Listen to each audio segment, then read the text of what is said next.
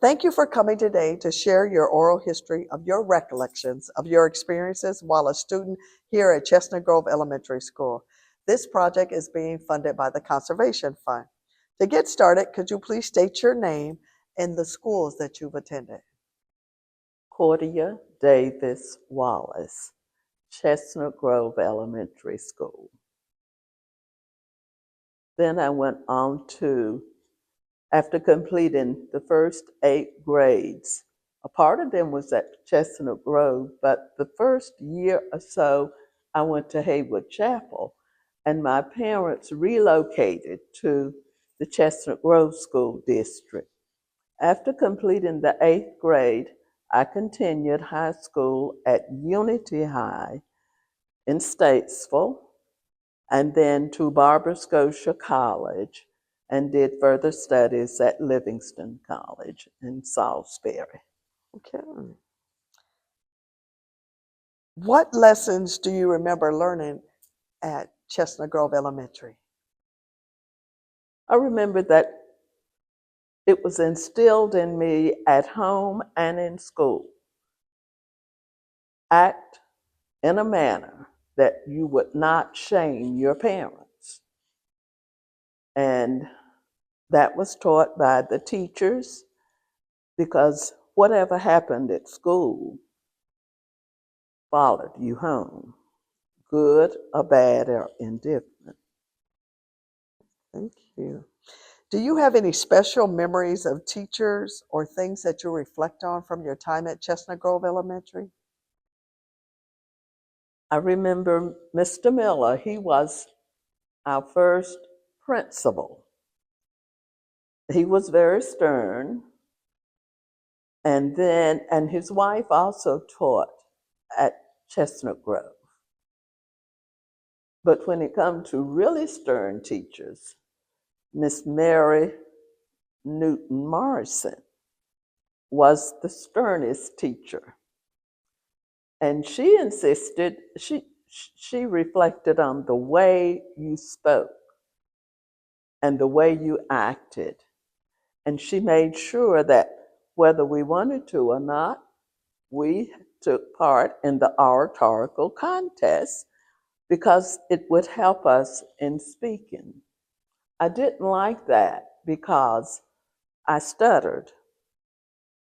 And when I would stutter, the children would laugh at me. And I didn't like that a bit. So many times I would sit in class and not say a word because I didn't know whether I could get the word out clear or not. And I didn't want to be laughed at. Can you tell me about a typical day at the Rosenwald School, Chestnut Grove Elementary? Well, we had to have breakfast before we came to school, not like schools today. And we would ride the bus, but we had to walk out to the end of our road and catch the bus. And there were 5 of us going to school at that time. So if everybody didn't get out, if first person got out to the bus and by the time the first person got there, the second person was on their way, then the bus driver had to wait for all of us. So we missed very few days because of missing the bus. Daddy worked away from home, so he could not take us to school. And Mama was not driving at that time. So we had to catch the bus. We had devotion first thing, praying and thanking God for letting us come to school and having a teacher and books and a good meal at school. So after devotion, we would have so many of our classes in the mornings. Then we would break for lunch. We would have exercise. And then we would have the afternoon classes. And we would board the bus and go home. Thank you. So what was your path after leaving school? After college?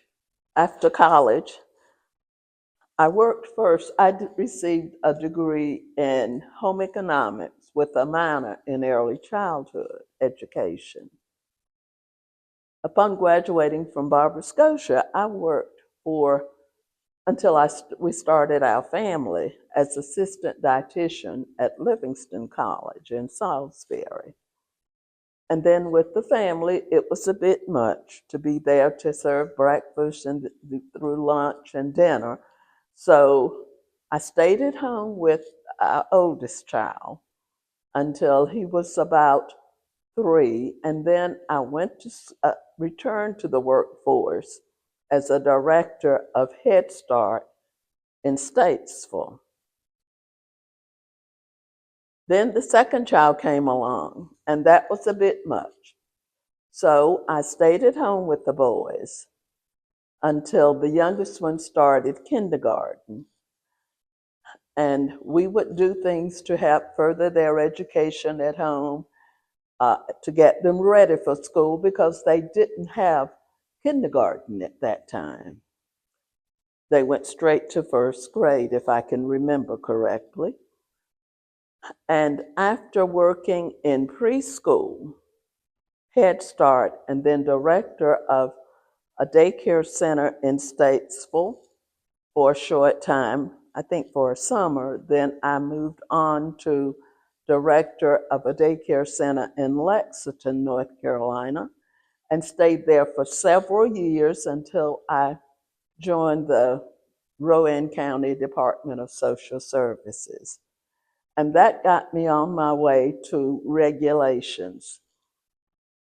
I moved to Virginia and worked as a regulator with preschool, either centers or in-home child care. And I left Virginia when my husband moved back to North Carolina on his job, and I worked with North Carolina Department of Social Services in regulations until I retired. Thank you. How did Chestnut Grove Elementary School influence your career choices? I think looking at the way the teachers worked with the students and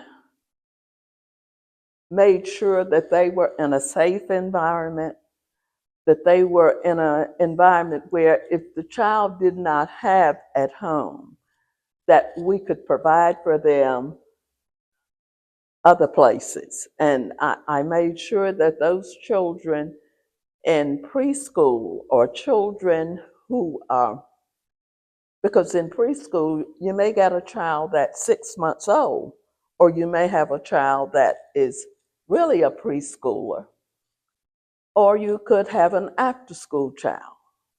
But no matter what the age was, that child had to be cared for, not abused, dressed properly, and have an ample amount of food for the day.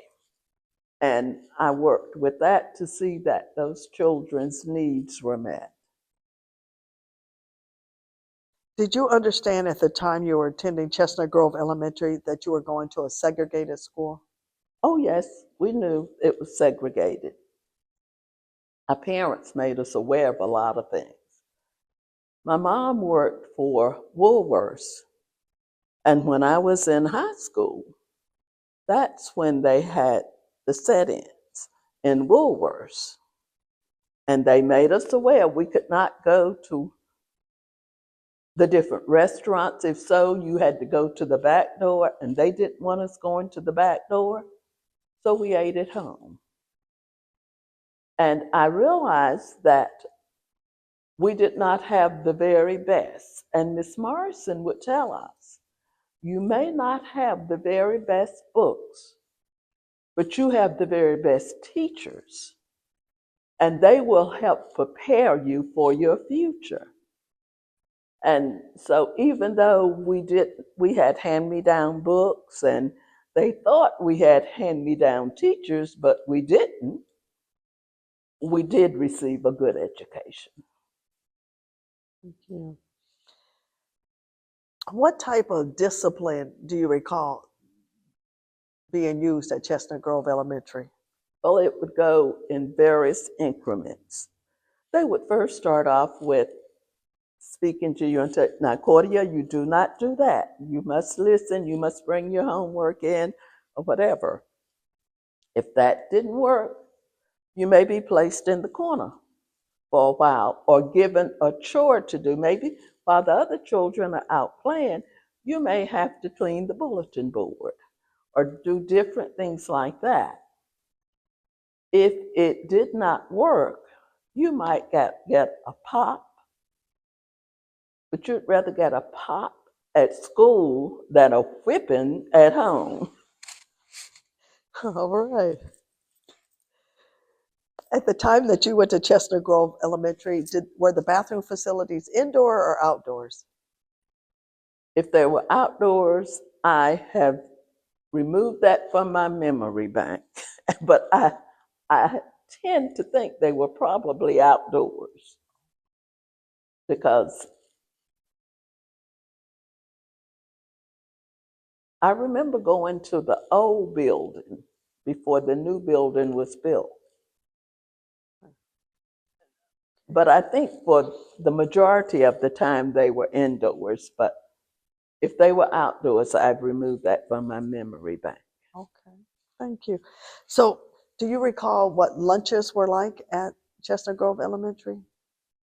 Lunches were like the food we received at home. You may have pinto beans one day.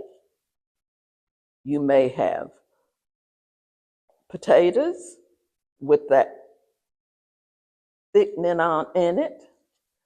Every now and then you may have a little cheese in your potatoes, but that was not a regular thing.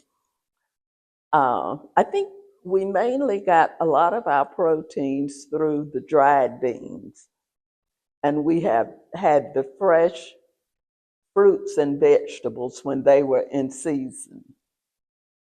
All right. So, is there anything else before we close your interview that you recall about Chestnut Grove Elementary that you would like to share with us today? The only thing that I can think of right now is that we knew that we were representing our parents at school. And it would be better if we listened to the teacher instead of the teacher contacting our parents afterwards and then straighten it out there. And I think the teachers were very fair in their dealing with the children because they had an open relationship with the parents. Okay, well, thank you very much. We really appreciate you taking the time to share your oral history. Thank you so much. You're quite welcome.